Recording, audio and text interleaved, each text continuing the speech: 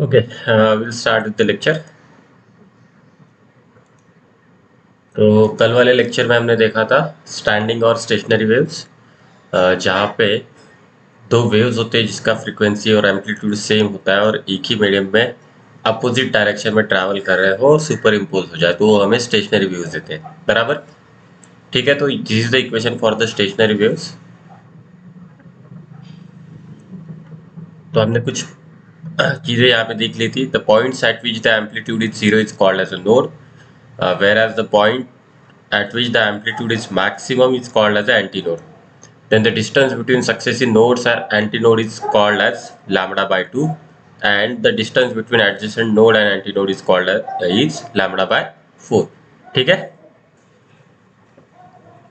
तो यहाँ पे हमने पोजीशन ऑफ नोड और position of anti node calculate करने की कोशिश की थी। The position of node is equal to X is equal to N lambda by 2, whereas the position of anti node is equal to X is equal to 2n plus 1 lambda by 4। कुछ इस तरह से होता है। So here you can see the difference between the traveling waves and the stationary waves.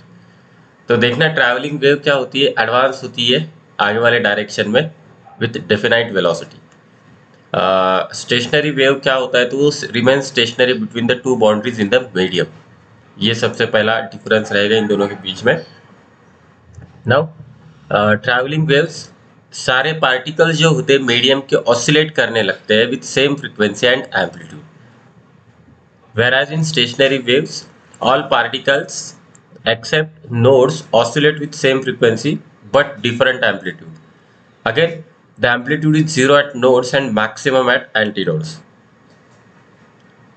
The third one, uh, at any instant, यहाँ पे जो phase होता है ना, phase difference between two particles में वैरी फ्रॉम 0 to 2 पाई। लेकिन stationery waves में phase difference एक तो जीरो रहेगा या फिर पाई रहेगा। ओके। और दूसरी चीज यहाँ पे होती है, phase of particle on one side of node is opposite to the phase of the particle on the other side of the node. समझ में आ रहा है? Yes, sir. And the last one, at no instant all the particles of the medium pass through their mean position simultaneously. लेकिन यहाँ पे क्या होता है स्टेशनरी वेव या फिर स्टैंडिंग वेव्स में, तो ये देखना पार्टिकल्स पास करते हैं मीन पोजीशन से simultaneously twice in each time period. ठीक है, एक टाइम पीरियड में कम से कम वो 2 बार मीन पोजीशन को पास करते हैं। So this is the difference between the travelling waves and the stationary waves. Now here you can see the example. यहाँ पे हमें एक इक्वेशन दिया गया है 12 sin x 4 pi x into sign 40 pi t, और क्वेश्चन पूछा गया है calculate the amplitude wavelength and velocity of the component wave. तो अगर इस इक्वेशन को मैं इसके साथ कंपेयर करूं तो देखना, just I will write the equation.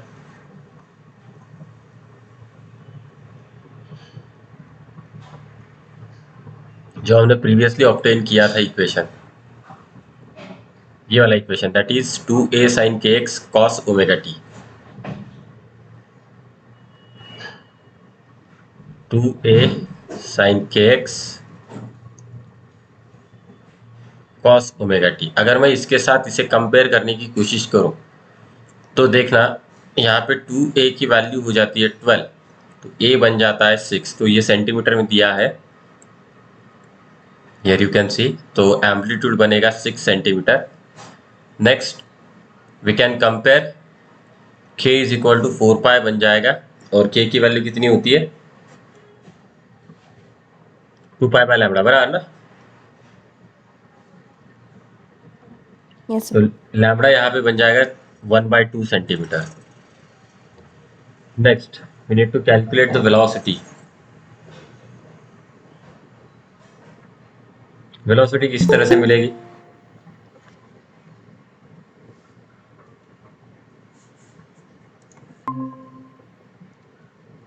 Velocity किस तरह से मिलेगी मुझे, तो मैं यहाँ पे कंपेयर कर सकता हूँ ओमेगा को, साइन रहेगा कॉस रहेगा तो कोई दिक्कत होगा नहीं, just you need to compare. Omega is equal to 40 pi. अब मुझे वेलोसिटी निकालनी है। Velocity of wave can be obtain by using this equation, बराबर ना? समझ Yes, में आ sir. रहा है? ये हमने किया था। ओमेगा की वैल्यू रहेगी 40 पाई, के की वैल्यू है अपने पास 4 पाई, तो आंसर आ जाएगा 10 सेंटीमीटर पर second. So this is simple question, लिख लो इसे।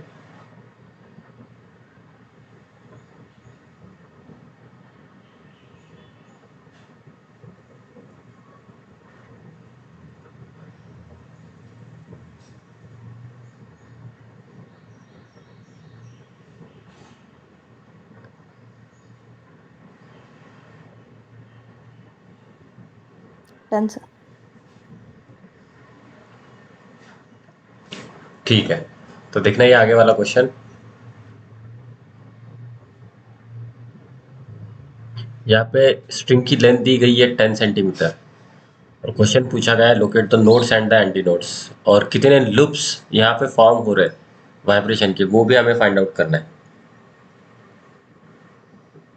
तो देखना ये जो इक्वेशन है y is equal to 5 sine 1.57 x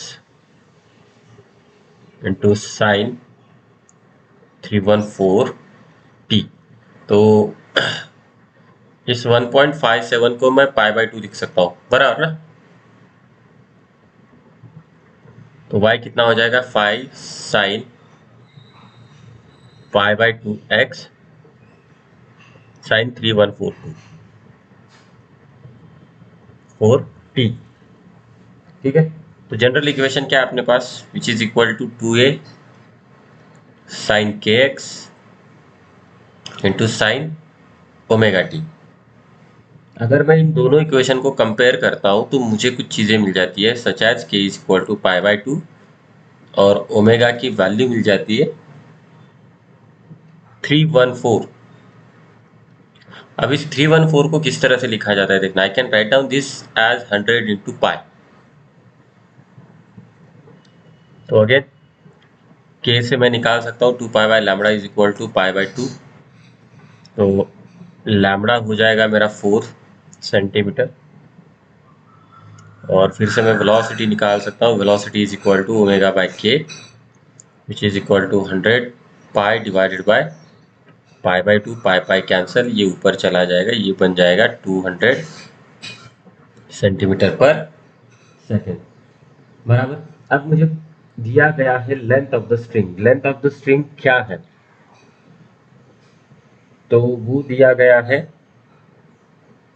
10 centimetre. मुझे नंबर ऑफ नोड्स निकालने हैं यहाँ पे, या फिर नंबर ऑफ लूप्स निकालने हैं। तो नंबर ऑफ लूप्स किस तरह से मिलेंगे, उसके लिए एक इक्वेशन है, that is length L is equal to N lambda by 2। ये हमने लिया नहीं था तो इसे याद रखना। यहां से इस लेंथ से मैं ये नंबर ऑफ लूप्स निकाल सकता हूँ। ओके, तो ये है 10 सेंटीमीटर, एन लैम्बडा है 4, ये 2 है, तो यहां से एन की वैल्यू मिल जाएगी मुझे 5। तो कितने लूप्स आ रहे हैं मेरे पास,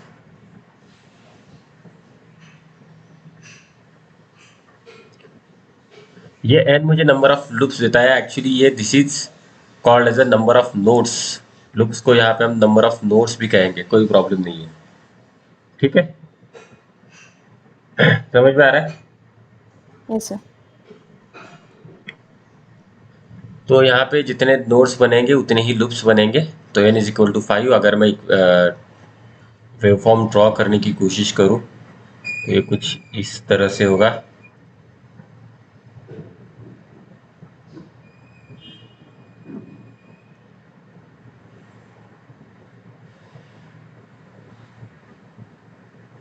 ठीक है, तो यहाँ पे नोड एंटी नोड मार्क करते हैं हम। दिस इज एंटी नोड, ये भी एक एंटी नोड है। हम यहाँ पे एक काम करता हूँ, just I will write in the middle. यहाँ पे एक एंटी नोड 2 3 4 5 और ये ऊपर वाले बन जाएंगे नोड्स मेरे, सॉरी ऊपर वाले नहीं,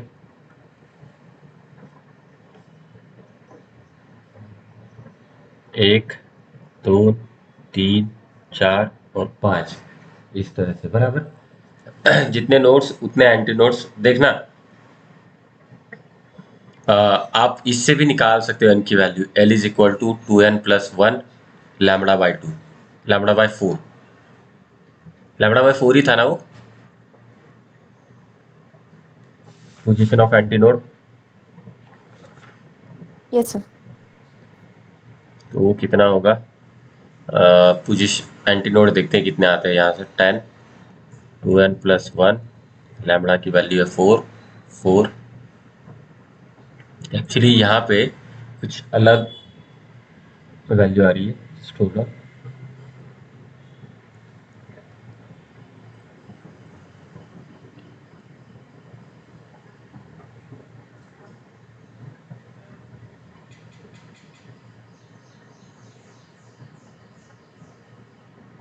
ठीक है, ये वाला मत यूज करना, ये फर्स्ट वाला यूज करना।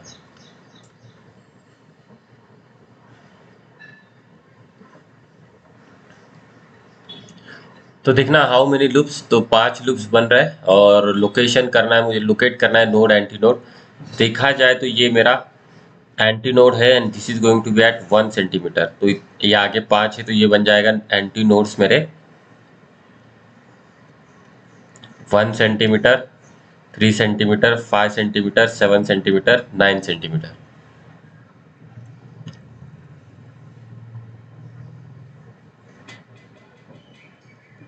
और नोड्स बनेंगे मेरे एट 2 सेंटीमीटर, 4 सेंटीमीटर, 6, 8 एंड 10, जितने नोड उतने एंटी नोड बन रहे हैं यहाँ पे। ओके, ठीक है।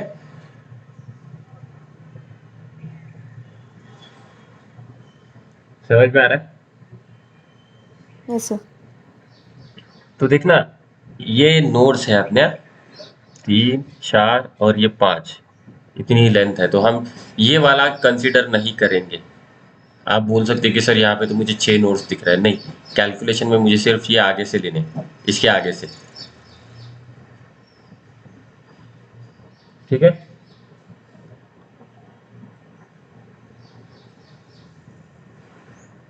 लिख लो इसे।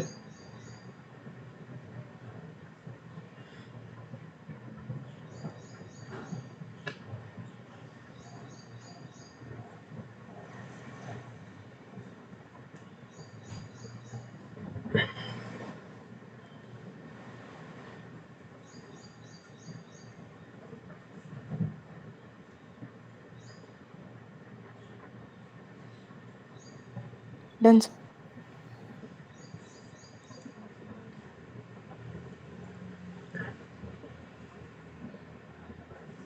Actually you can skip this question, ये नीट के लिए नहीं होगा। तो यहाँ पे मैंने डाला है कि vibrations of air columns in organ pipe. उससे पहले हम कुछ टर्म्स देख लेते हैं related to this. Just I will add one like here. तो कुछ टर्म्स है उसे हम देखने की कोशिश करते हैं। Now the first term is note. अब नोट क्या होता है, देखना जब कोई सोर्स साउंड प्रोड्यूस कर रहा है या फिर साउंड वेव प्रोड्यूस कर रहा है तो उसके अंदर मिक्सचर होता है बहुत सारे फ्रीक्वेंसीज का, और इस मिक्सचर को कहा जाता है note. Mixture of sound is called as a note. Mixture of sound is called as note. तो यहाँ पे बहुत सारी फ्रीक्वेंसी होगी। Okay, second one, tone. अगर साउंड सिर्फ एक ही फ्रीक्वेंसी कंटेन करता है तो उसे कहा जाता है tone. If produced sound contains only one frequency, only one frequency, then it is called tone. Then it is called tone. समझ में आ रहा है? सिर्फ एक ही फ्रीक्वेंसी हो तो उसे टोन कहा जाता है. Next, fundamental tone.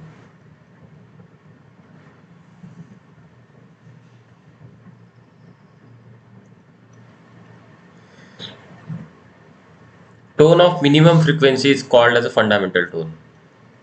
Tone of minimum frequency is called as a fundamental tone. समझ में आ रहा है? नेक्स्ट होता है overtone. Tones which are having frequencies greater than fundamental tone. Tones which are having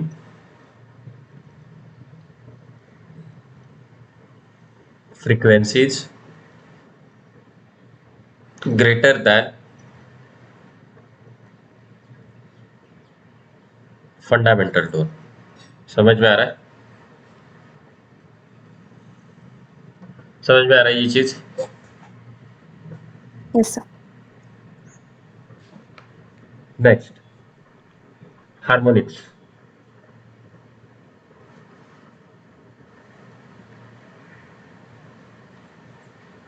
अब हार्मोनिक्स क्या होता है? हार्मोनिक मतलब क्या होता है? Frequencies which are multiple of fundamental frequency called as a harmonic. Frequencies which are multiple of fundamental frequency, which are multiple of fundamental frequencies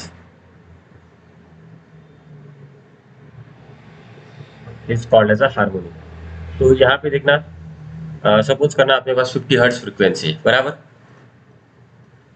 तो मैं यहाँ पे अलग अलग फ्रीक्वेंसीज कंसिडर कर रहा हूँ. 50 hertz, 100 hertz, 150 hertz, 200 hertz, 250 hertz, 300 hertz. Okay. तो एक्चुअली यहाँ पे देखा जाए ना, तो इस 50 हर्ट्ज को कहा जाता है फर्स्ट हार्मोनिक या फिर फंडामेंटल हार्मोनिक. क्योंकि देखना आगे 100 हर्ट्ज में मुझे कुछ इस तरह से मिलेगा 2 इंटू 50, 150 में मिलेगा 3 इंटू 50, 200 में मिलेगा 4 इंटू 50, 250 में मिलेगा 5 इंटू 50 एंड 300 में मिलेगा 6 इंटू 50. यहाँ पे क्या हो रहा है? बाकी के जो फ्रीक्वेंसीज है ना, इस 50 के मल्टीपल में आ रहा है, बराबर ना? समझ में आ रहा है? Yes, sir. तो इसे कहा जाएगा फंडामेंटल हार्मोनिक, और ये जो होते हैं इसे कहा जाएगा सेकेंड हार्मोनिक. ये होगा मेरा थर्ड हार्मोनिक, ये होगा मेरा फोर्थ हार्मोनिक, ये होगा फिफ्थ हार्मोनिक, ये होगा सिक्स्थ हार्मोनिक. समझ में आ रहा है?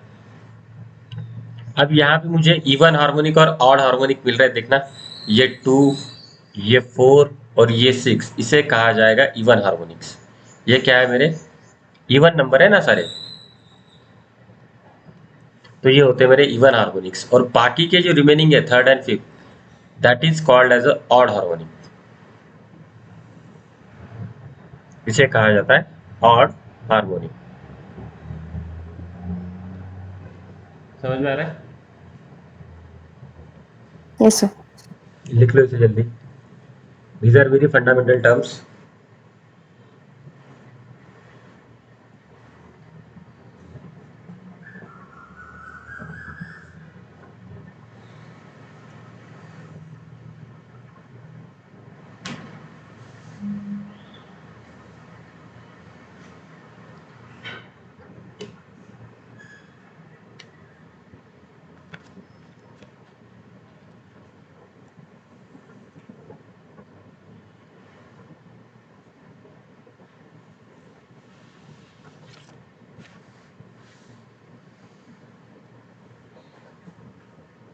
Done, sir.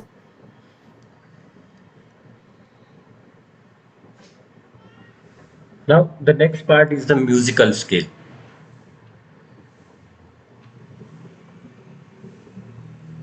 अब म्यूजिकल स्केल क्या होता है? तो देखना, the arrangement of notes having definite ratio in respective fundamental frequencies. The arrangement of notes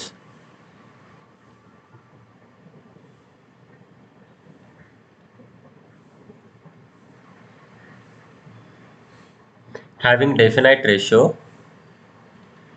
having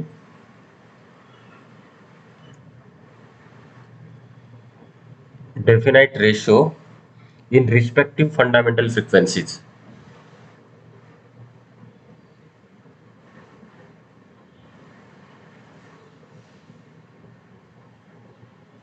उसे कहा जाता है म्यूजिकल स्केल. ठीक है, तो म्यूजिकल स्केल्स मेरे पास दो तरीके के होते हैं. The first one is the diatomic scale and the second one is the tempered scale. Diatomic scale and second one is the tempered scale. ये सिलेबस में है नहीं, फिर भी मैं बता रहा हूं. अब डायटोमिक स्केल क्या होता है? जो हम बोलते हैं ना, इंडियन सिस्टम में सरगम होती है, बराबर ना? Yes, sir. सरगम में अगर देखा जाए तो टोटल मेरे पास 8 नोट्स होते हैं, बराबर. अपने सरगम में देखा जाए तो टोटल मेरे पास 8 नोट्स होते हैं. बोलते हैं ना, सा रे ग म प, बराबर. समझ में आ रहा है? Yes, sir. तो यहाँ पे जो भी रहेगा, लोएस्ट फ्रीक्वेंसी पे जो भी नोट रहेगा उसे कहा जाएगा की नोट, और हाईएस्ट फ्रीक्वेंसी पे जो भी रहेगा उसे कहा जाएगा Octave. Note of lowest frequency, note of lowest frequency उसे कहा जाता है की note, and note of highest frequency उसे कहा जाएगा ऑक्टेव. समझ में आ रहा है? तो जो भी अपने हारमोनियम होते हैं, पियानो होते हैं, ये सारी चीजें मेरे इसी स्केल के ऊपर बेस्ड है. ठीक. अब टेम्पर्ड स्केल में क्या है? टेम्पर्ड स्केल में देखना, मेरे पास टोटल 13 नोट्स होते हैं. In tempered scale we are having the 13 notes. और यहाँ पे एक चीज होती है, the ratio of frequencies of successive note is 2:1/12. The ratio of frequencies of successive notes.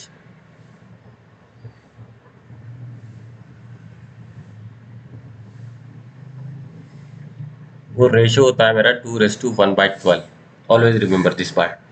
ये है नहीं सिलेबस में, सिर्फ आपको इसे ट्राई करना कि ये तो आपको याद रहे. ओके, ये हुआ musical scale. The next part is the musical interval. अब म्यूजिकल इंटरवल क्या होता है? Ratio between the frequencies of two notes is called as a musical interval. Ratio between the frequencies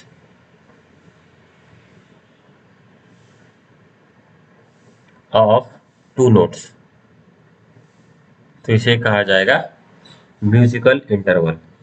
तो कुछ इंटरवल के नाम दिए गए हैं, सच एज, देखना वन बाय वन देखने की कोशिश करते हैं. यूनिसन. अगर कुछ इस तरह से वर्ड यूज किया गया है यूनिसन, तो इसका मतलब क्या होता है?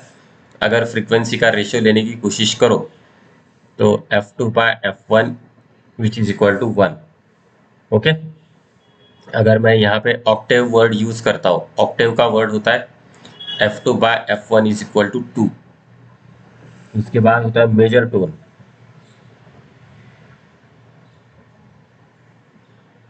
मेजर टोन में देखना, किसी भी फ्रीक्वेंसी का रेशियो होता है f2/f1, that is 9:8. Next we are having the minor tone. यहाँ पे फ्रीक्वेंसी का रेशियो होता है f2/f1 which is equal to 10:9. अब न्यूमेरिकल में आइदर यूनिसन रहेगा या फिर ऑक्टेव रहेगा. बहुत ही rarely major tone minor tone के ऊपर आता है क्वेश्चन, बराबर. अब यूनिसन का मतलब क्या होता है? टू फ्रीक्वेंसीज आर इक्वल, अगर दोनों फ्रीक्वेंसीज इक्वल हो तो उसे कहा जाता है यूनिसन, बराबर ना। यहाँ से मैं लिख सकता है F2 is equal to F1, तो ये होता है मेरा यूनिसन। समझ में आई ये डिफरेंट टर्म्स? Yes, sir. तो फिर से हम इसे रिवाइज करते हैं। तो देखना, सबसे पहले नोट, नोट क्या होता है, तो mixture of sound is called as a note. Then tone, if produce sound contains only one frequency, एक ही फ्रीक्वेंसी अगर हो तो उसे टोन कहा जाता है। Next we are having the fundamental tone and overtone. Fundamental tone मतलब minimum frequency, tone of minimum frequency, whereas overtone is nothing but the frequencies which are greater than the fundamental tone। Harmonics है, harmonics का मतलब क्या है, frequencies which are multiple of fundamental frequencies. तो यहाँ पे मैंने एग्जांपल लिख के दिया है। उसके बाद होता है म्यूजिकल टोन, जहाँ पे हमने देखा डायाटोमिक और टेम्पर्ड स्केल। डायाटोमिक पे अपने पास सरगम होती है, जहाँ पे 8 टोन होते हैं। लोएस्ट फ्रीक्वेंसी का, सॉरी 8 नोट होते हैं। लोएस्ट फ्रीक्वेंसी का नोट की नोट कहा जाता है, वेराज हाईएस्ट फ्रीक्वेंसी का नोट को कहा जाता है ऑक्टेव। ओके, देन हमने कुछ रेशियोज देखे हैं, सच एज यूनिसन। यूनिसन का मतलब दोनों फ्रीक्वेंसी सेम है। ऑक्टेव मतलब दोनों का ratio F2/F1 is equal to 2 है। मेजर टोन अपना रहेगा 9/8 एंड माइनर टोन रहेगा 10/9। समझ में आया?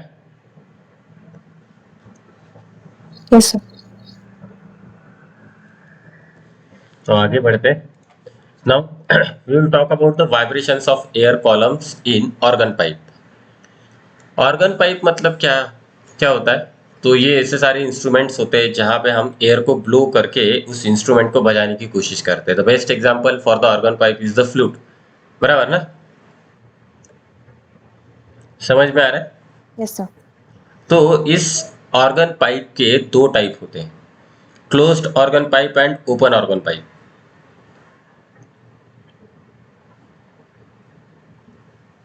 क्लोज्ड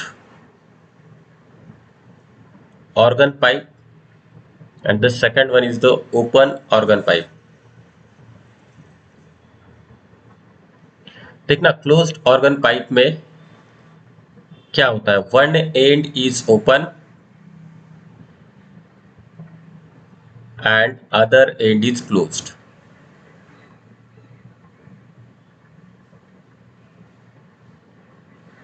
ये होता है मेरा closed organ pipe. Open organ pipe में क्या होता है, both ends are open, both ends are open. समझ में आ रहा है? तो देखना, ये रहेगा अपना डायग्राम क्लोज्ड ऑर्गन पाइप का और ये रहेगा डायग्राम ओपन ऑर्गन पाइप का। ठीक है,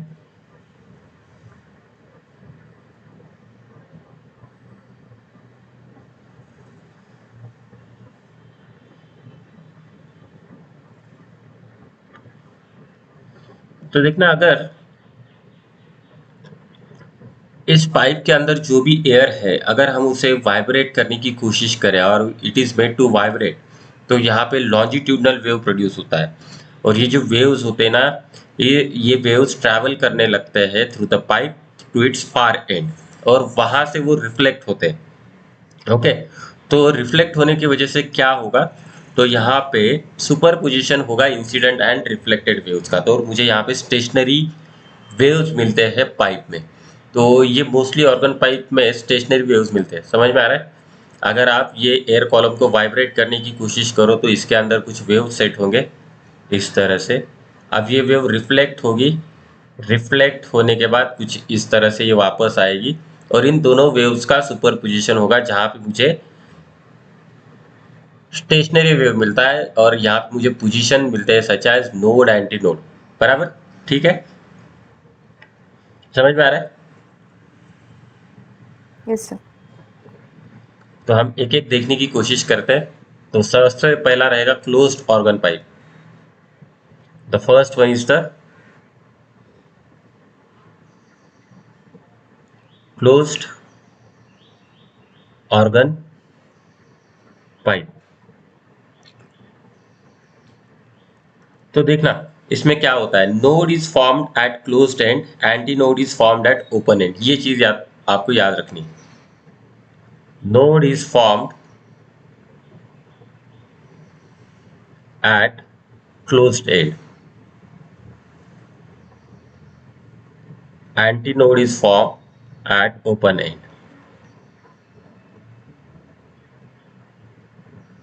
ये चीज आपको याद रखनी है, ठीक है। तो देखना यहाँ पे, सपोज ये मेरा क्लोज्ड पाइप है, यहाँ पे हमने वेव को सेट करने की कोशिश की है, ये वेव आएगी यहाँ पे टकराएगी, टकराने के बाद वो रिफ्लेक्ट होगी कुछ इस तरह से, बराबर, ठीक है। तो यहाँ पे मुझे मिलेगा नोड और यहाँ पे ओपन एंड पे मुझे मिलेगा एंटी नोड। सपोज करना मैं इस एयर कॉलम की लेंथ कंसीडर कर रहा हूँ कैपिटल एल, अगर मैं इसको कैपिटल एल कंसीडर करता हूँ, ओके, तो ये जो क्लोज्ड एंड होता है ना, इस क्लोज एंड पे हम x को 0 लेते हैं और ओपन एंड पे हम x को l लेते हैं। समझ में आ रहा है? समझ में आ रहा है क्या? Yes, sir. तो फिर से वही वाली चीजें, position of nodes and position of anti nodes.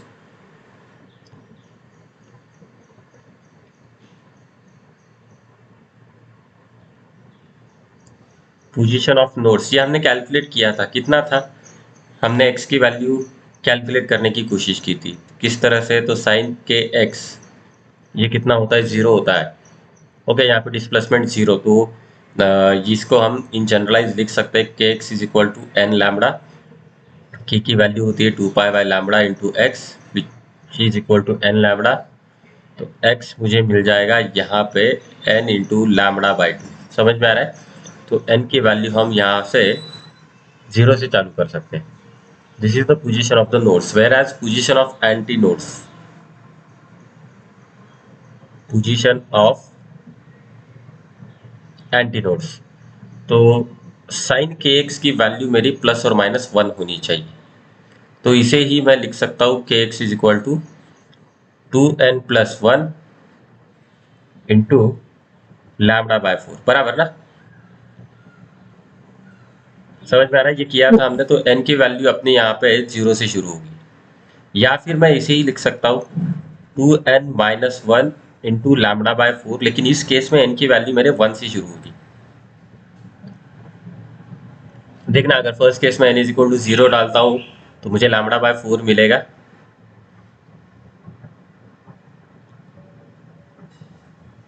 एक काम करता हूँ, just I will put the value of K here, K की वैल्यू रख देता हूँ 2 pi by lambda into X is equal to, ये सेकेंड वाला ले लेते हैं, 2n minus 1 into lambda by 4। तो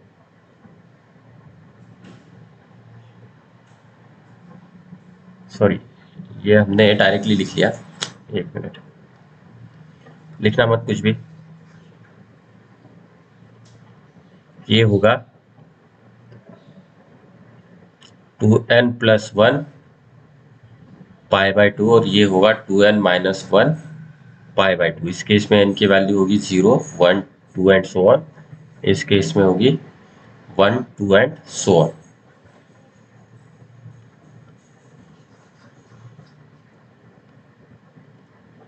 तो देखना, एक एक लिखने की कोशिश करते हैं हम।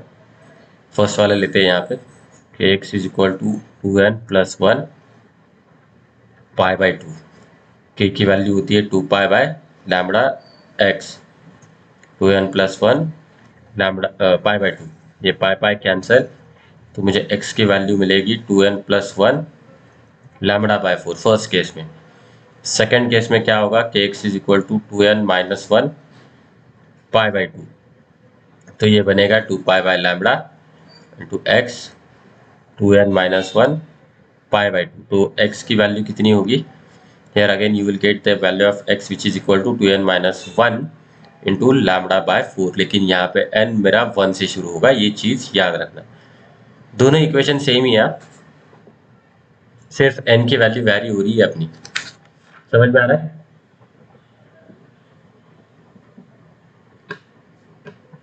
Yes, sir. लिख लो इसे।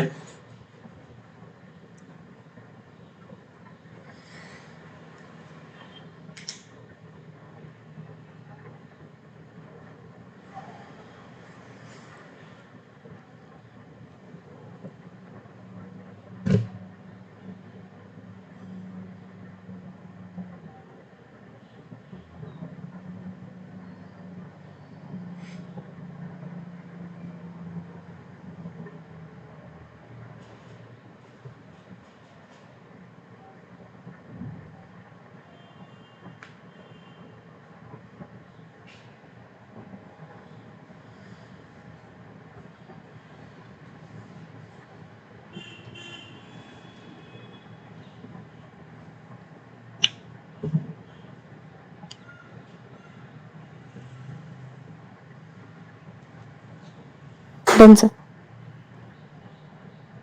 Okay. Now we'll see the different modes of vibration.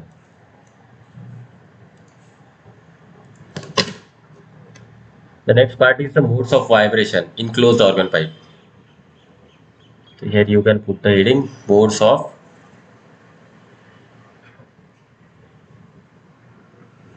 vibrations. ठीक है, तो देखना एट ओपन एंड एक्स की वैल्यू कितनी हो रही है, एल हो रही है, बराबर ना। एक्स की वैल्यू कितनी हो रही है, एल हो रही है, और यहाँ पे क्या फॉर्म होता है, एंटी नोड बनता है, बराबर। समझ में आ रहा है। Yes, sir. तो एंटी नोड का फॉर्मूला क्या है, x is equal to 2n-1 into lambda by 4। Now I will replace this x with l which is equal to 2n-1 into lambda by 4। तो मुझे यहाँ से लैम्बडा की वैल्यू मिल जाएगी which is equal to 4l divided by 2n-1। अब मुझे इसकी फ्रीक्वेंसी निकालनी है, ठीक है। और एक चीज याद रखना है, इनकी वैल्यू हम यहाँ से यहाँ पे 1 से शुरू करने वाले। तो फ्रीक्वेंसी किस तरह से होगी, frequency f is equal to velocity divided by lambda, बराबर, ठीक है। तो ये वेलोसिटी डिवाइडेड बाय लैम्बडा कितना होगा, 4l डिवाइडेड बाय 2n-1। तो ये 2n-1 ऊपर चला जाएगा बाय 4l इंटू वी। तो मुझे कुछ इस तरह से इसकी फ्रीक्वेंसी मिलेगी। समझ में आ रहा है।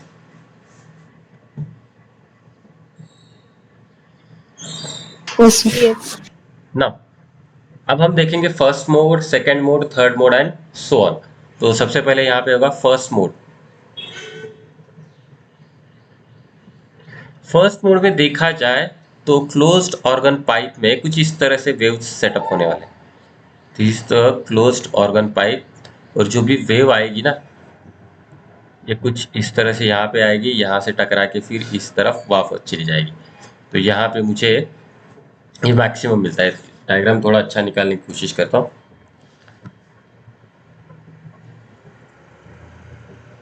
यहाँ पे मैक्सिमम रहेगा, ओके, कुछ इस तरह से। So this is called as a first mode. तो फर्स्ट मोड में मेरा एक नोड बन रहा है और यहाँ पे एक एंटी नोड बनेगा, बराबर, ठीक है। अब फर्स्ट मोड का मतलब क्या होता है, n की वैल्यू हो जाएगी मेरी 1। When I am talking about the first mode, the value of small n is equal to 1। तो इसकी करस्पॉन्डिंग वेवलेंथ कितनी हो जाएगी when n is equal to 1,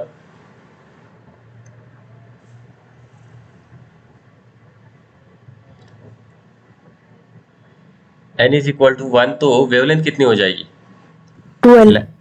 2l कहाँ पे, 4l बनेगा ना। n की वैल्यू 1 डालना इस इक्वेशन में। Yes, sir. तो lambda is equal to 4l हो जाएगा, ठीक है। अगर lambda is equal to 4l है तो l कितना होगा, लैम्बडा बाय 4। तो I can obtain the fundamental frequency f1। f1 कितना होगा यहाँ पे, तो l की वैल्यू कितनी है, लैम्बडा बाय 4, n की वैल्यू 1, तो f1 कितना होगा। तो यहाँ पे हम लैम्बडा डाल के भी कर सकते हैं डायरेक्टली इस इक्वेशन में। देखना तो ये कितना बनेगा, v डिवाइडेड बाय 4l, बराबर ना, समझ में आ रहा है। ये आगे वाले में मत डालना, ये जो राउंड किया है ना उसमें इस लैम्बडा की वैल्यू डालना। यहाँ पे अलग अलग वैल्यूज में कैलकुलेट किया है हमने। तो फर्स्ट मोड में मुझे फंडामेंटल फ्रीक्वेंसी मिल रही है, या फिर इसी फंडामेंटल फ्रीक्वेंसी मिल रही है, तो इसे हम फंडामेंटल मोड भी कहते हैं या फिर फर्स्ट हार्मोनिक कहते हैं। So this is called as a fundamental node,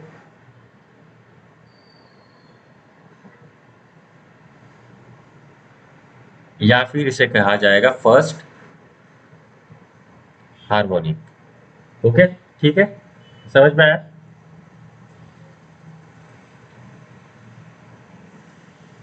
बोलो समझ में Yes, आया sir. क्या, ये इजी है बहुत।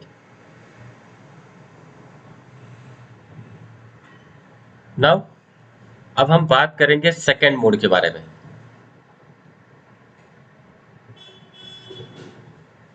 सेकेंड मोड, सेकेंड मोड में होगा क्या, तो मुझे सबसे पहले यहाँ पे डायग्राम ड्रॉ करना पड़ेगा। This is my closed organ pipe. तो यहाँ पे मुझे दो एंटी नोड और दो नोड मिलने वाले हैं।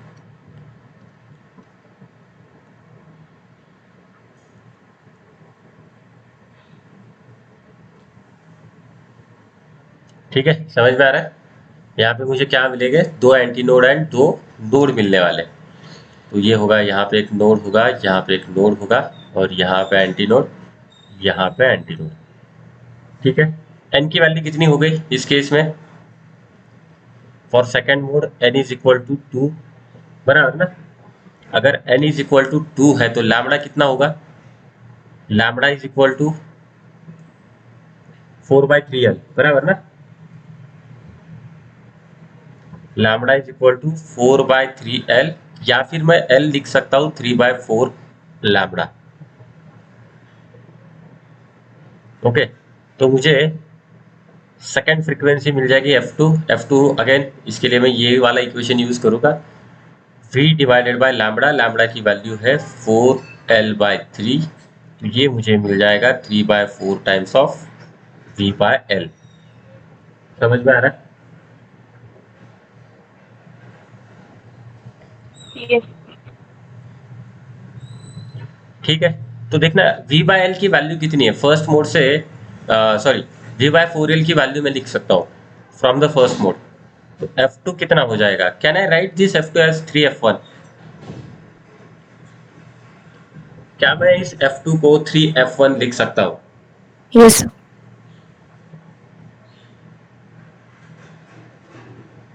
ठीक है, अगर ये इस तरह से है तो देखना इस F2 को कहा जाता है थर्ड हार्मोनिक, क्योंकि ये 3 टाइम्स ऑफ द फंडामेंटल है ना, बराबर। F2 को क्या कहा जाएगा, थर्ड हार्मोनिक, और इसे कहा जाएगा फर्स्ट ओवरटोन। समझ में आ रहा है क्या। Yes, sir. ठीक है, so this is the second mode. Now we can obtain the values for the third mode.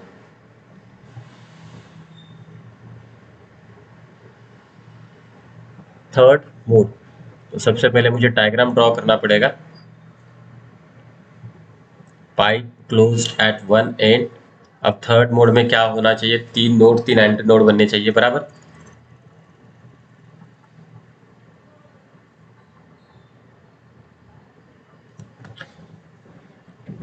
एक काम करता हूँ, सबसे पहले डायग्राम ही निकाल लेता हूँ। गलत तरीका है ऐसे डायग्राम ड्रॉ करने का, लेकिन डायग्राम उसके अलावा बनेगा भी नहीं। ठीक है, इस तरह से कुछ मुझे मिलेगा, और मेरा ये पाइप इस तरह से होगा। ओके, ठीक है, तो यहाँ पे देखना एन की वैल्यू कितनी, 3। लैम्बडा कितना बनेगा, तो वो बनेगा 4/5l। समझ में आ रहा है, लैम्बडा बनेगा 4/5l, या फिर लेंथ बनेगी 5/4 lambda. Next I will obtain the third frequency which is equal to v divided by lambda.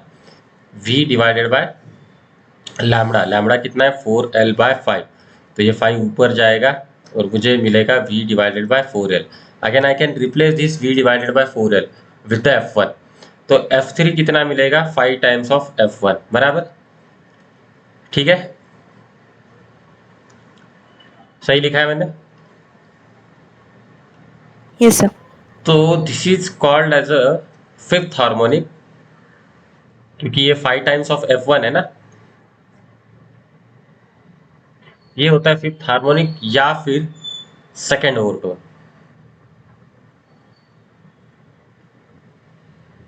समझ में आ रहा है, ये क्या होता है फिफ्थ हार्मोनिक या फिर सेकेंड ओवरटोन। तो हम यहां से कुछ चीजें कंक्लूड कर सकते हैं, लिख लिया क्या इसे। Yes, sir. तो कुछ चीजें कंक्लूड करेंगे हम।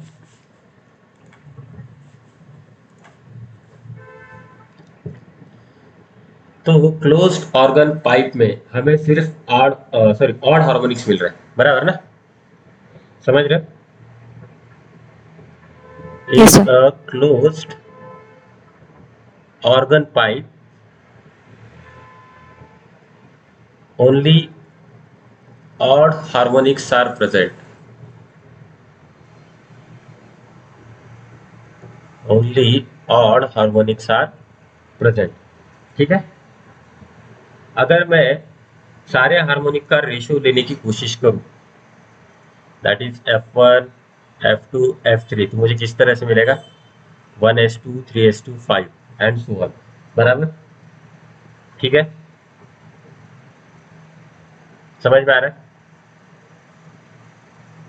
और Yes, sir. Second thing, ratio of overtones, ratio of overtones. अब थोड़ा सा ओवरटोन की तरफ जाना। ओवरटोन में देखना, मेरा फर्स्ट ओवरटोन सेकंड मोड में मिल रहा है बराबर ना, I am getting the first overtone in second mode, तो मुझे उसका रेशियो लेना है।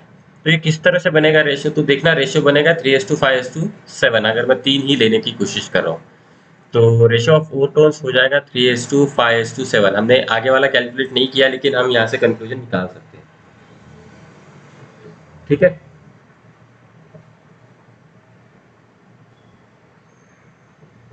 समझ में आ रहा है।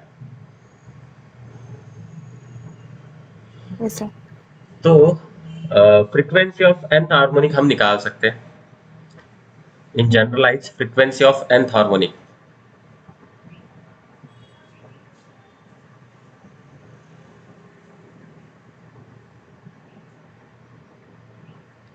विच इज इक्वल टू fn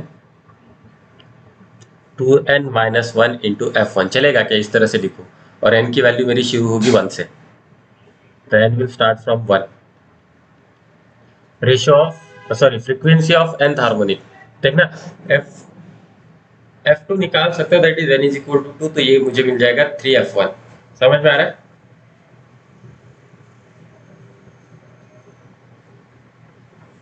समझ में आ रहा है क्या। Yes, इन sir. जनरलाइज एक्चुअली ये थोड़ा सा इक्वेशन ये होगा यहाँ पे, अगर मुझे फ्रीक्वेंसी निकालने है सारे हार्मोनिक की, तो मैं ये जनरलाइज एक्सप्रेशन निकाल सकता हूँ। Similarly I can obtain the generalise expression for the nth overtone, for nth overtone, which is equal to fn is equal to 2n plus 1 into f1। सही लिख रहा हूँ क्या, देखना।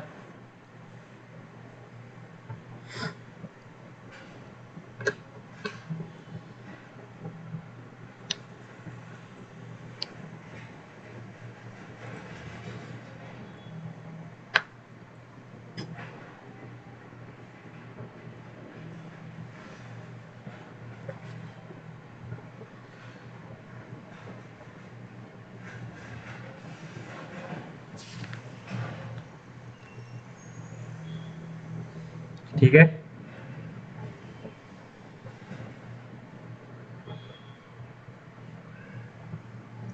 समझ में आ रहा है?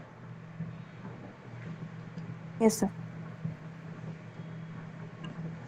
हम यहाँ पे एग्जांपल लेते हैं, देखना, calculate the fundamental frequency of a closed organ pipe of a length 66.4 centimetre at 0 degree centigrade if the velocity of sound at 0 degree centigrade is 332 metre per second. तो ये डायरेक्टली क्या रहेगा फॉर्मूला, कौन सा formula use करेंगे? Fundamental पूछा है ना,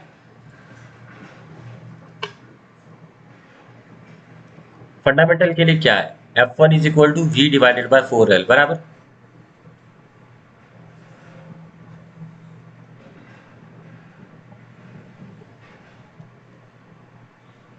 तो ये कितना होगा,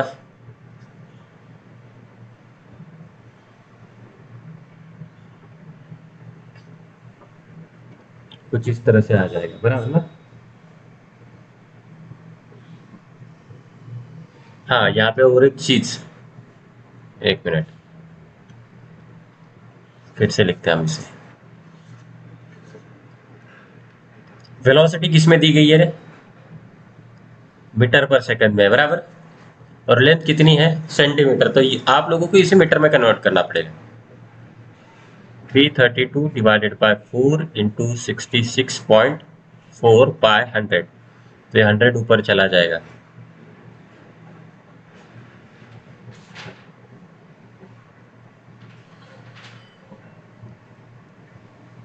तो देखना, इसे सॉल्व करना, आंसर कितना आता है बताना।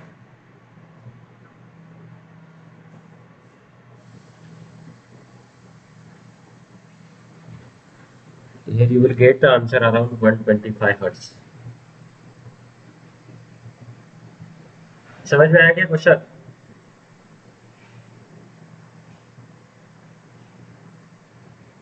Yes, sir. सिंपल होते इसके क्वेश्चन, उतना टफ होता नहीं इसमें। तो देखना next question, a tube 1 meter long is closed at one end. A stretch wire is placed near the organ pipe. The wire is 0.3 meter long and has a mass of 0.01 kg. It is held fixed at both ends and vibrates in its fundamental mode. ठीक है, again it sets the air column in the tube into vibration at its fundamental frequency। तो question पूछा गया, find the frequency of oscillation of the air column. Air column का fundamental, ये fundamental mode में जा रहा है बराबर ना, this is going into the fundamental mode.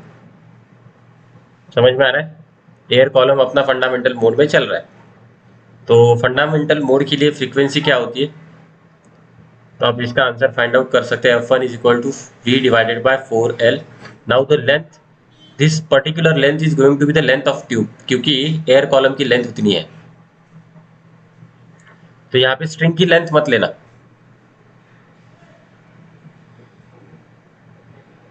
ठीक है।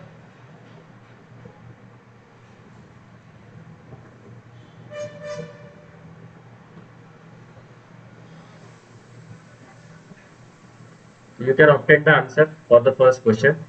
Now the second question is important। अब यहाँ पे पूछा गया है the tension in the wire, तो एक्चुअली यहाँ पे होगा रेजोनेंस। रेजोनेंस का मतलब क्या है, fundamental frequency of stretch wire matches with the fundamental frequency of air column, दोनों की फ्रीक्वेंसी सेम होती है।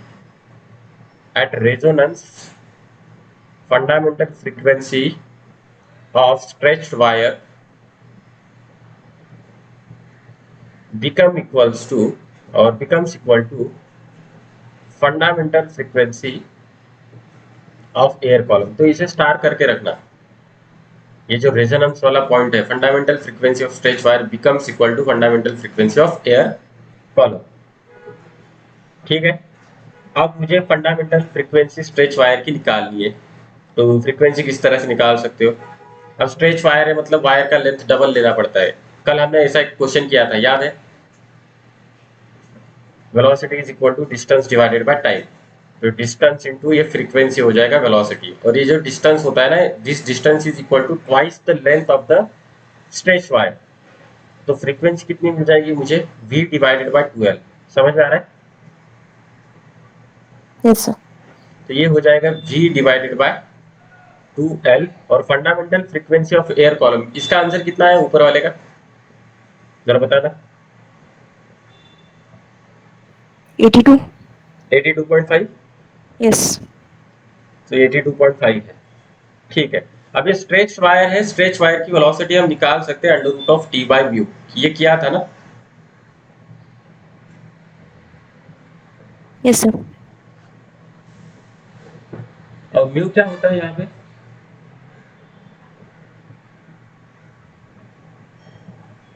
What is mu, mass per unit length, किया था ना। Yes, sir.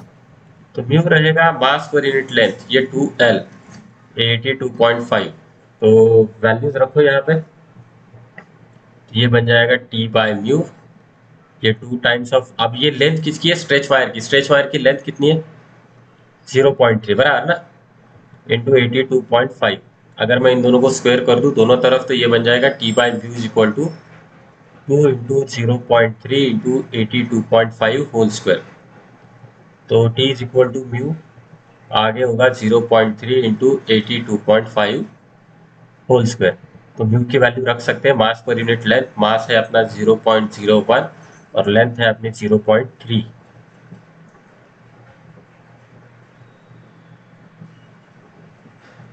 तो देखना इसे कैलकुलेट करना, आपको यहाँ पे टेंशन मिल जाएगा। समझ में आ रहा है। Yes, sir.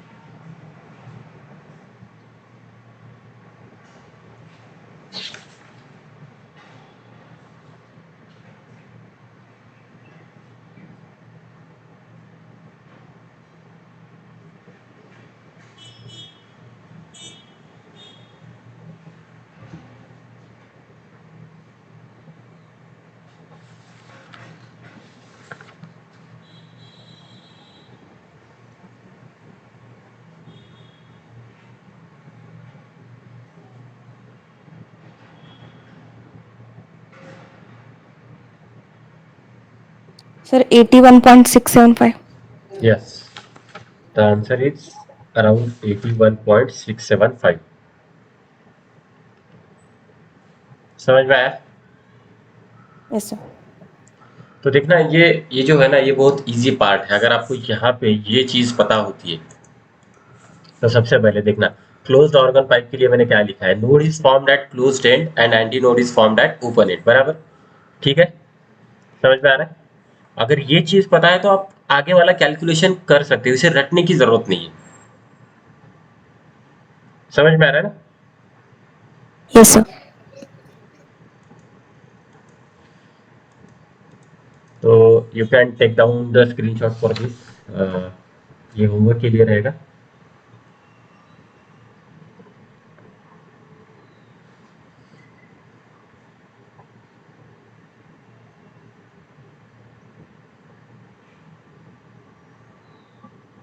Done, sir. Next, हाँ, ये कर पाओगे क्या, standing waves in open organ pipe, जैसे हमने 3 मोड लिए थे उसी तरह से आपको इसके भी 3 मोड कैलकुलेट करने हैं। तो सिर्फ ओपन ऑर्गन पाइप में याद रखना anti nodes are formed at open and.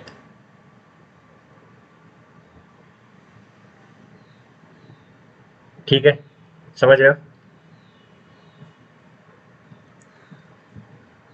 तो देखना ये एयर कॉलम है अपना, ओपन है ना पाइप। तो फर्स्ट मोड पे डायग्राम मेरा इस तरह से आएगा, कुछ इस तरह से। गलत हुआ।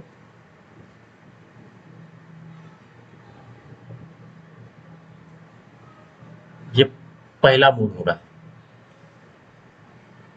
समझ रहे हो? पहले मोड में कितने एंटी नोड बनेंगे? 2, 2 एंटी नोड और कितने नोड? 1, 1 नोड। ठीक है, तो इतना ही है इसमें। अब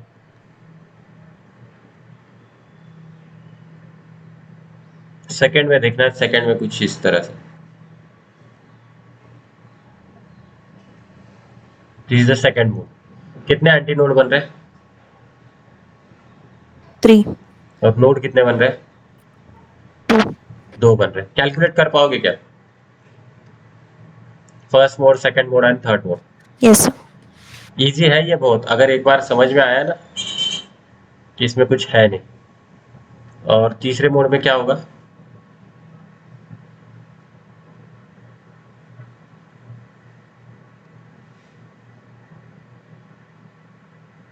बराबर ना,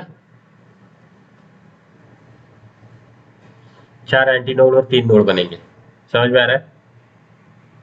Yes, sir. और एक चीज हमें पता है, distance between node and anti node कितना होता है? वो होता है λ/4। डिस्टेंस बिटवीन 2 सक्सेसिव नोड्स और 2 सक्सेसिव एंटी नोड्स वो कितना होता है? λ/2। तो चेक करना फर्स्ट मोड, सेकंड मोड और थर्ड मोड में क्या मिलेगा।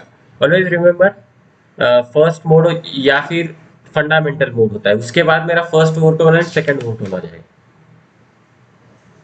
समझ में आ रहा है? Yes, sir. तो ये वाला कर लेना। कल वाले लेक्चर में हम देखते हैं इसे कि आंसर क्रॉस चेक करके देखते, बराबर? ठीक है, Okay, sir. I think will stop today.